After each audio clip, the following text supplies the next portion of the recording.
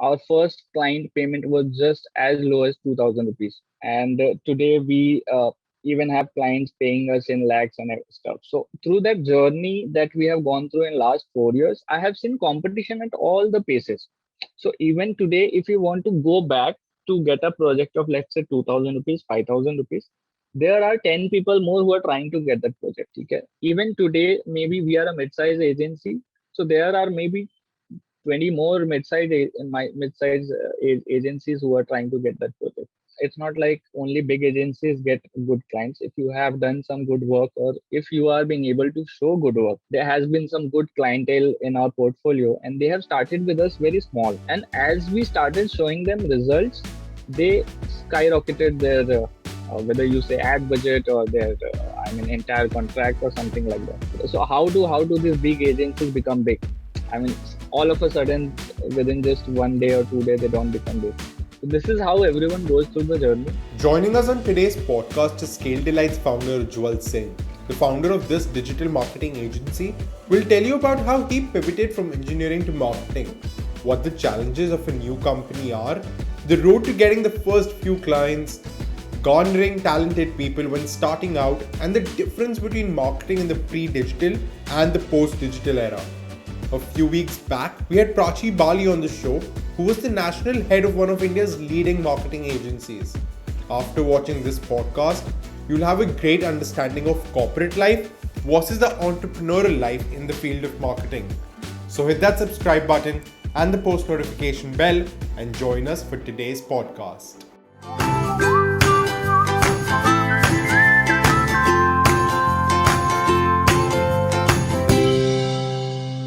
Hi, Ujjwal. Welcome on to the Career Show. Thank you so much for taking the time out and being here with me this morning. Thank you so much, Trishang. It's my pleasure, in fact. And thank you so much for having me on your show. And to be frank, in last 1 week, I've gone through lots of your content. And I must congratulate you for the work that you're doing. I think it's the need of the hour. Well, those are some really kind words. Thank you so much, Ujjwal. And usually I just get right into it. So let's get right into it. I know your background is in engineering. You studied engineering, but now you've started your own digital marketing startup. What was that shift? What was that change in mindset? How was the reaction of your family? So to be frank, it started during the initial days of my engineering. So I was more of into entrepreneurship than digital marketing, to be frank. And I always wanted to be an entrepreneur. That was there in the back of my mind. And for that, I used to do lots of things here and there while even I was there in my engineering. Basically, I used to expose myself to the market a lot. So I used to attend startup events. I used to attend various seminars, but I was not sure what should I do into entrepreneurship. And luckily, I got exposed to digital marketing as well during my initial days. I was just 19, 20 at that point of time. And this is something which got my attention. I started enjoying reading about digital marketing and watching videos here and there, attending seminars and all those stuff. As far as parents is concerned, to be frank, I have never had any objections from parents, and majorly because I observed a couple of things over there. So people do get objections from parents, maybe because they are not very confident or sure of what people are doing. So since even while I was engineering, I used to work a lot, very hard. Even I did my engineering from Pune, and my house is here in Bombay. So even when I used to come here, or even during my vacations, I used to work hard, and I used to meet people. I used to attend seminars, so they could see me. Putting my hands onto the hard work and everything. So I think that's the major reason why I never got any objection from my parents. You know, I've seen so many people who study XYZ but end up entering marketing. What is the reason behind that? Why is everyone running behind marketing? So I believe it's not only just marketing. So what I've observed even during my education days is the problem lies deep rooted into something else. The problem lies that while you are selecting your career path, let's say it's whether it's engineering or any kind of graduation, I mean, you are just 17 or 18. And to be frank, at that point of time, you're not exposed enough to understand. Okay, I mean, many people at 17 and 18 don't even know that there are different career paths than just science, commerce, and the doctor or something Correct. like that. Correct. And then later on, you get exposed, you start figuring out, okay, I mean, even this option is there, even that option is there. And you start, I mean, exploring basically. That's the time when you start exploring. And Mm-hmm. after exploring, if you find that okay, this one is something which is catching my attention more than what I'm currently doing, then people switch. I mean, I was happy to do that, and I was lucky enough to figure that out very early days of my engineering, so that I could focus even my engineering time during digital marketing or marketing, Mm-hmm. and I could do that. And I will also encourage other people to do it. There's nothing wrong in it. I mean, if there's Mm-hmm. something which is capturing your Mm-hmm. interest, you should go ahead and do your hard work on Explore. that. There's No, no shame in that. 100%, 100%. I completely agree with you that the fact that, especially in India, people are not exploring many careers, that too in early days of Correct, correct, or late correct, teens. correct, That's the reason, that's the mission of this podcast. But why marketing? correct. Why is everyone running to marketing? Do you think it's because creativity is not, people are not allowed to be creative, they're not allowed to express their creativity in our education system that much? Is that the reason people are running behind marketing? Why marketing? So one big reason why I feel people run behind marketing more than other thing is because marketing is something which is easily available. When I say Hmm. easily available, like tomorrow, if you want to become a digital marketer, you literally have 2000 rupees courses available on internet. And you literally have even free courses available on internet. You have Google ads, you have Facebook ads, you have lots, tons of things. I mean, all these resources Hmm. are freely available.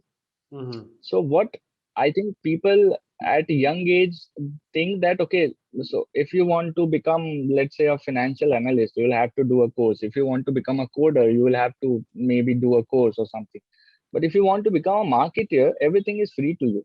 I mean, leave digital marketing aside. Even if you normally want to become a marketer, it's free of cost. It's all about your own Hmm. creativity and your own hard work, correct?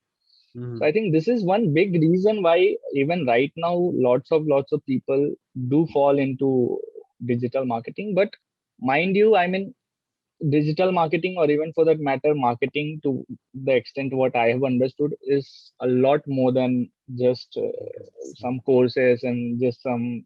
I mean you Hmm. can get into it very easily, but to Hmm. sustain into it and to build your name into it is really is it really takes your efforts and Hmm. experience. Hmm. And as far as education system is concerned, uh, I think that people over here are, especially in mediocre or below mediocre colleges or institutions, I think students are not exposed enough, to be very frank. Correct. So Correct. my Hmm. big advice would to the students would be to get themselves exposed while they are in their education system, because then once you enter into your one career stream, it really becomes very difficult to switch.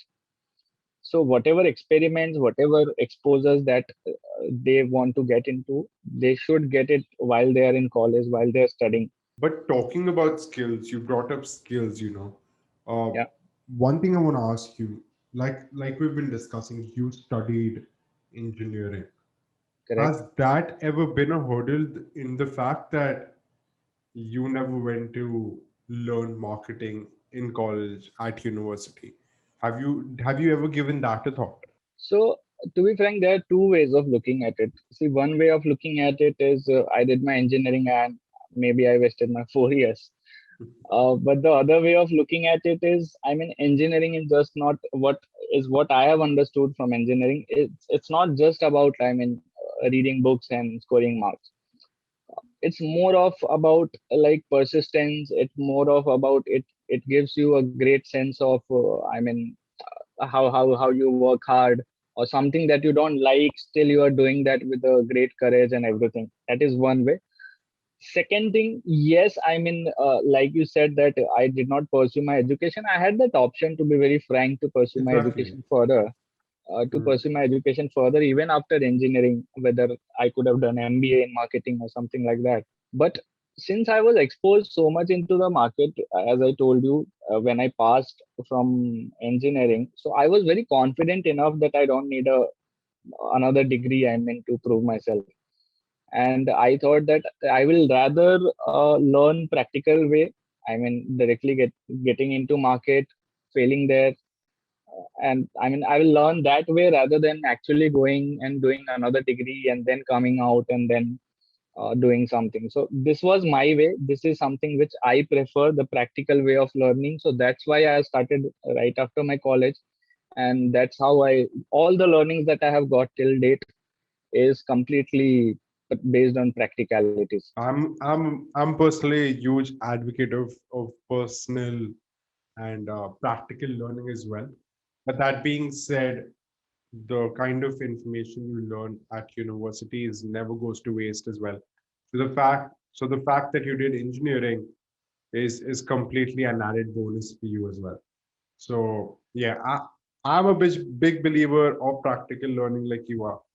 But if someone really likes the kind of information you learn at school and colleges, that's completely from them. 100%. So that's why I told that I have two ways of looking at it. So one way Hmm. is definitely the I mean university way or the college way of learning, which I Hmm. already did in my engineering.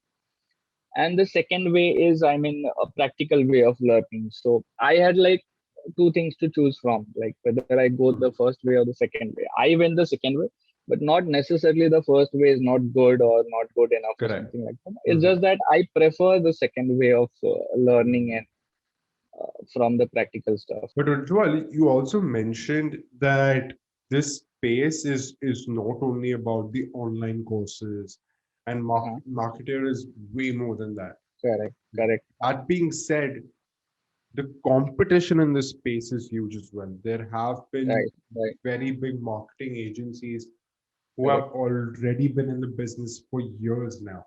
Do you ever feel that the top brands end up being clients to only these companies? Have you ever thought about that? How do you deal with that kind of thought process? So if I tell you about our journey, this journey of Scale Delight, my agency, it's been almost 4 years now, Mhm. and I have witnessed competition at every stage. I mean, to be frank, we started our first client payment was just as low as 2,000 rupees, Wow. and today we even have clients paying us in lakhs and stuff. So through that journey that we have gone through in last 4 years, I have seen competition at all the paces. So even today, if you want to go back to get a project of, let's say, 2,000 rupees, 5,000 rupees, there are 10 people more who are trying to get that project. Okay. Mm. Even today, maybe we are a mid-size agency, so there are maybe 20 more mid-size agencies who are trying to get that project. So Mhm. competition is always going to be there, is what I believe. It's not like only big agencies get good clients. If you have done some good work, or if you are being able to show good work. So normally through our journey, what I have also observed is that there has been some good clientele in our portfolio, and they have started with us very small.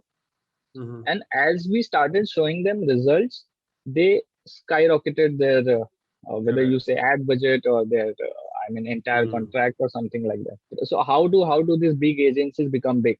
I mean, all of a sudden, within just 1 day or 2 day, they don't become big.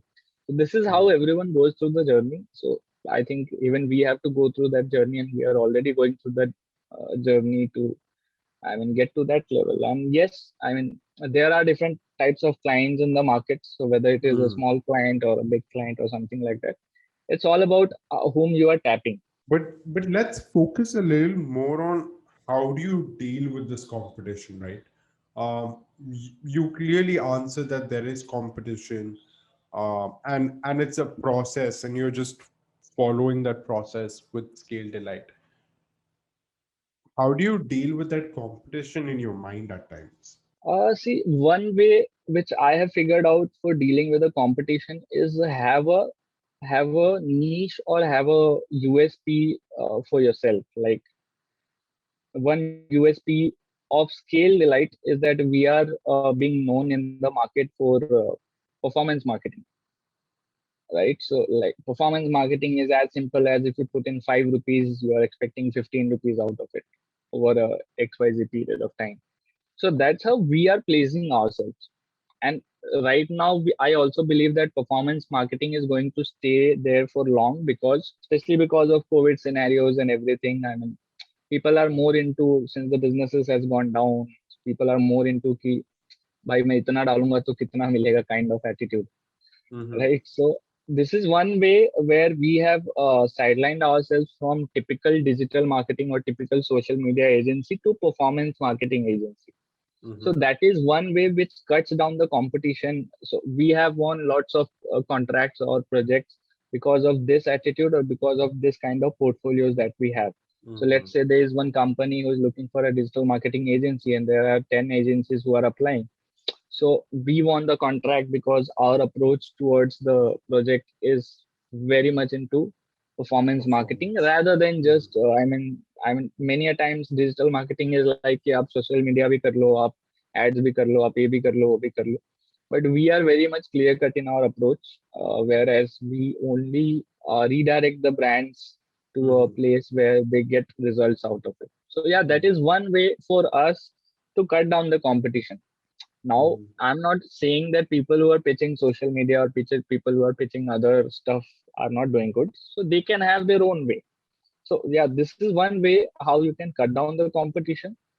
But yeah, Mm-hmm. competition is always going to be there. You just have to figure out your own way of, cutting it down or winning over it. Super interesting, man. I know marketing is super competitive space, so best of luck with that. You also mentioned that your Yeah. first client paid you 2,000 rupees, Correct. which seems like a super interesting story. So do you wanna talk about that? Yes, definitely. So, like I told, I started Scale right while I was in my college days Correct. itself. I mean, I was just in my fourth year. And to be frank, that one first project, the first 2000 check that we received, that was after almost having 30 to 35 meetings. So you see, I saw 35 failures before I actually got a check of just 2000 rupees. Mm-hmm. So while even I was there in college days, we used to do lots of cold calls, cold emails during that time to fix up the meetings and stuff. And to be frank, today when I see all those proposals that I used to send at that point of time, I laugh at my proposals that oh my god, what was I doing at that point of time? So Mm-hmm. absurd quotations, absurd proposals and stuff. So yeah, so that is when I say that I have learned it the practical way.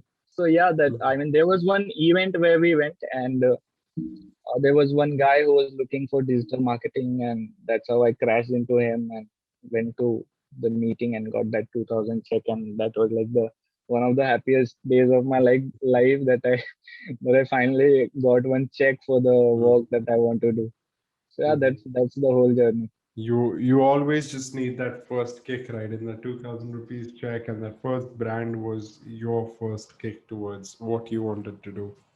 Correct, correct, But talking about practical learning once again, correct. uh, marketing has changed over the years. It's Right. it's all about digital marketing today.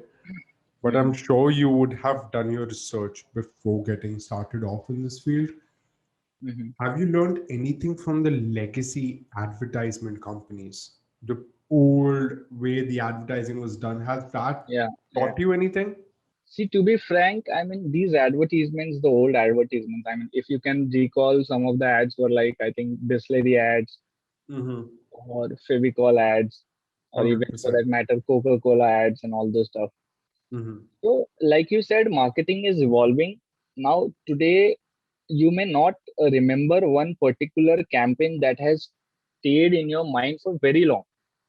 So Mm-hmm. why these campaigns stayed in our mind? Because there were lack of content maybe 10 years, 15 years back then. Mm-hmm. And let's say you saw one Bisleri ad or maybe one Coke ad.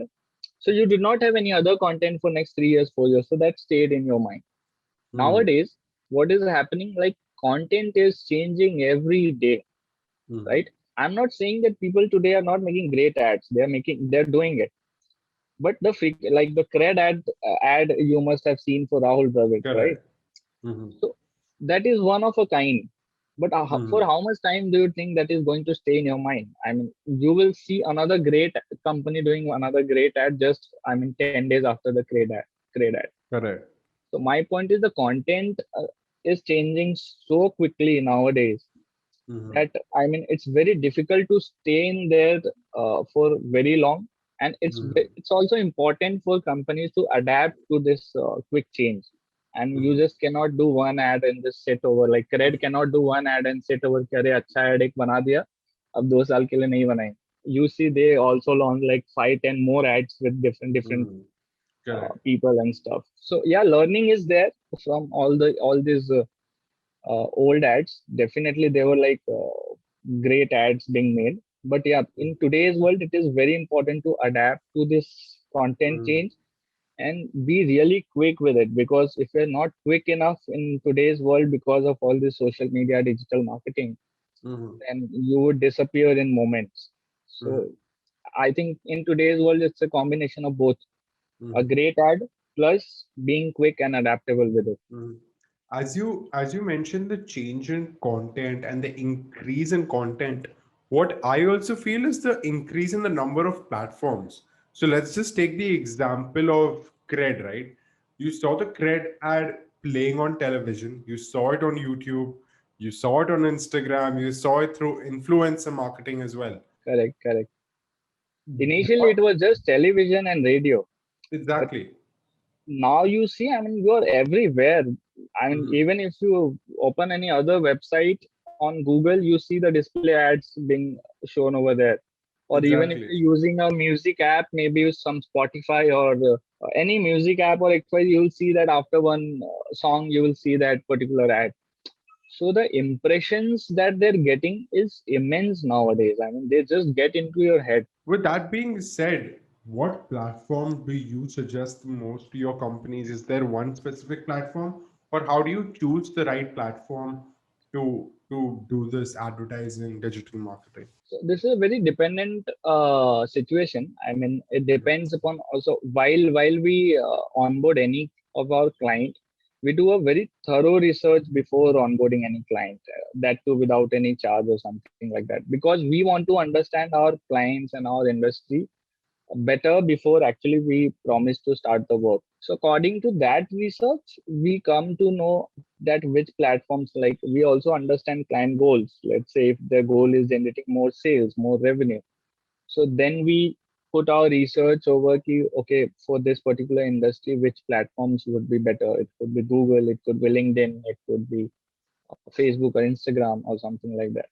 So we do our research and then accordingly we suggest our strategies and the platforms. Mhm. But mostly for us, like Google is gold mine, to be very frank. I mean, Google is something that we provide service for a lot, whether it is Google Ads or it is SEO. So yeah, You've been talking a lot in terms of we throughout this conversation. We as in Scale Delight, you and your team. correct. And that just makes me want to talk about your team. Do you want to talk about how big your team is currently? One, and second, a lot of students who study marketing, they'd want to go to these big marketing agencies out there. How do you hire in these circumstances, then? Sure. So currently, Scale Delight is a 15-member in-house team, and we also have few 3 4 people here and there who contribute based on the project basis or something like that. So yeah, that is one part about the size of the team. As far as hiring is concerned, so now we have started hiring with proper interviews and with Mhm. proper job applications and stuff. But during initial days, I mean, we were not that big that we could have hired, I mean, people with handsome salaries and everything. So that's how we. So the first hire that I had got 4 years back, I remember she was having a salary of just 2.5 thousand rupees. Just Mhm. 2.5 thousand rupees I had convince her to work for me. And now today is the same people. No one has ever left Scale Delight, and they are the ones who are earning, I mean, 20, 30 times more than what they used to do at that point of time. So in terms of hiring, yeah, during initial days, when you don't have money, when you don't have huge revenues coming in, so that's when you have got to play smart. I mean, you have got to maybe sell on the sell on the growth part, or sell on the learning part, or sell on the vision part, or something like that. Now since we have enough, I mean, leverage, so that we can go ahead and hire based on what the requirement of the company is. So now we hire based on the normal interviews or the job applications or something. But even that point of time, we definitely put lots of head on whom we are hiring, because ultimately, like I said, I want to build a team who manages business by itself. I mean, even if I'm not there for, let's say, 1 month, it shouldn't be the case that my business is going down. I think teams are super, super, super important. Yes, Uh, yes, but I think you mentioned a super interesting thing of how you can hire early on correct, by selling the company, selling the growth, correct, using 100%. that as a bigger leverage because you don't have that amount of money to give out so early in the Correct. business. And it's So I also think. important that you stay true to your promise. I mean, so Mhm. let's say if I have hired someone 4 years back based on XYZ promise, it's important that when I grow, I keep that promise. Otherwise, you are Mhm. just spoiling the culture. I mean, no Correct. one will trust you otherwise then.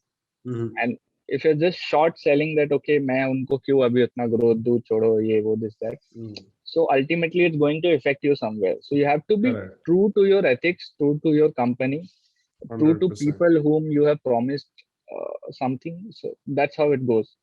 100%. Well, this has been an excellent podcast, Ujjwal.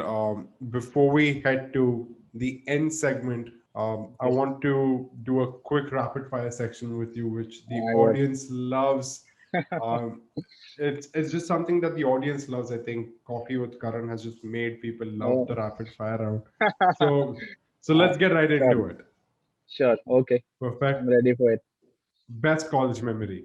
Best college memory is something when we used to go night outs.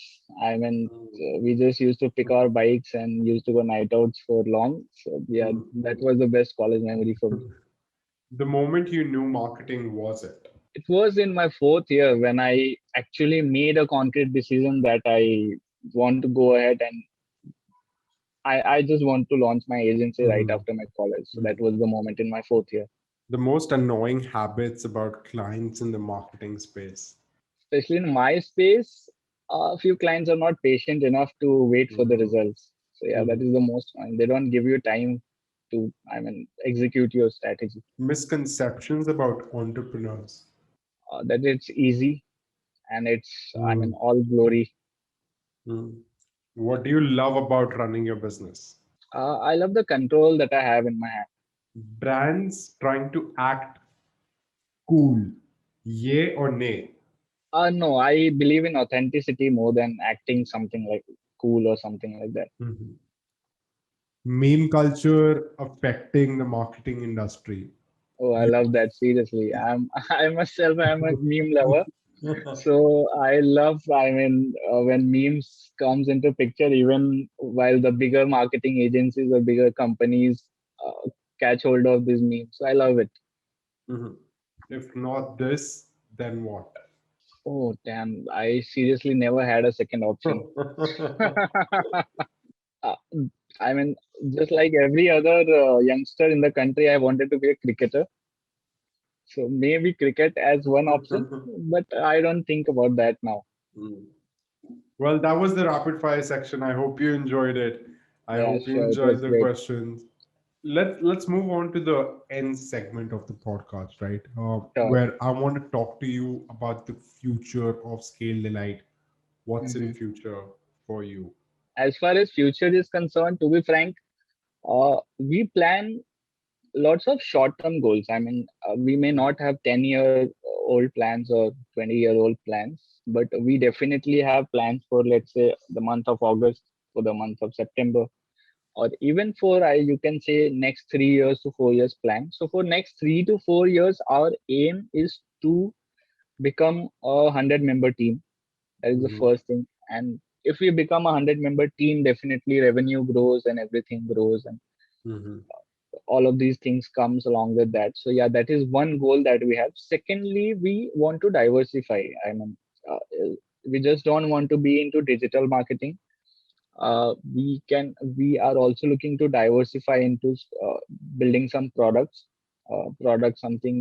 some startups, something like that, which goes global or something like that. So we are also side by side working on that part. So we have couple of goals, to be frank. So one goal is with Scale Delight, building it big and building a big team and having good clientele and all. And second is diversifying this business. Yes, because I mean, we also want to get into other segments. What is the craziest goal you have in mind, though? Do you have any crazy goal in mind? I have one crazy goal in mind, that I want to build something which the whole world uses. Mm-hmm. The whole world. I mean, it could be anything. Maybe something like Uber, something like Amazon, something. I mean, something like Facebook, that the whole mass is using. I mean, and at the same time, not just in terms of making money, but also in terms of helping people out. So when I say whole world is using, it solves a problem. So Mm-hmm.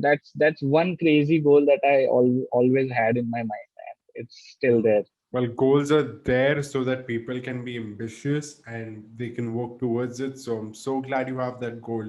And I want to wish you the very best of luck.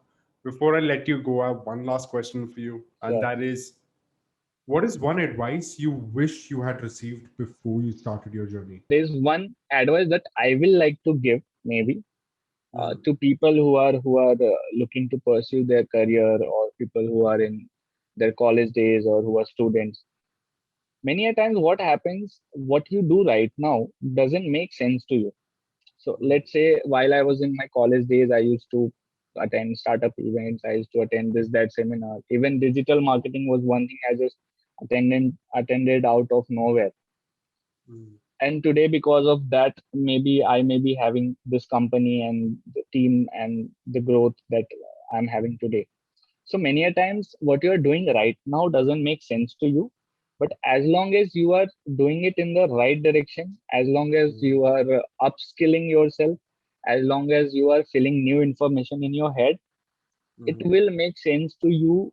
Maybe 1 year down the line, 5 years down the line, 10 years down the line, but it will make sense to you. So maybe even the people that I met in during my college days, in my startup events and all this stuff, those were the people who called me maybe 3 years, 4 years down the line and told that, okay, I'm glad that you opened this agency and I have a project for you. But when I look back in my college days, so that did not make sense to me. Why I'm going to this seminar, why I'm going to this. Many people even used to question, कि अरे कहाँ इधर उधर जाता रहता है, something like that.